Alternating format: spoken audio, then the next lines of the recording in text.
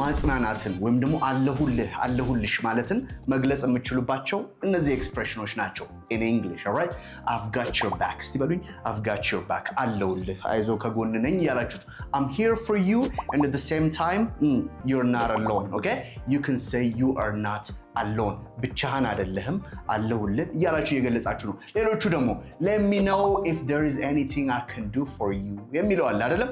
የማደርግልህ ነገር ወይም ደግሞ የምትፈልገው ነገር ካለ እባክህን ንገረኝ፣ ግለጽልኝ ያላችሁት ነው። let me know if there is anything I can do or I can do for you። ይህን ትጠቀማላችሁ። be strong or stay strong፣ በርታ በል፣ ጠንከር በል የሚለውም ይህም ማጽናናትንና አለሁልህ ማለት ይሆናል። it will all be okay፣ ሁሉም ነገር ጥሩ ይሆናል። everything is going to be alright። okay፣ ሁሉም ነገር ጥሩ ይሆናል፣ አይዞህ የሚለውን ይገልጻል ማለት ነው። okay፣ ጓደኞቻችሁን ወይም ደግሞ አንዳንድ ሰዎችን this kind of thing trouble ካሉ እነዚህን ቃላቶች ወይም እነዚህን ኤክስፕሬሽኖች ተጠቀሙ። okay፣ I've got your back. Bye.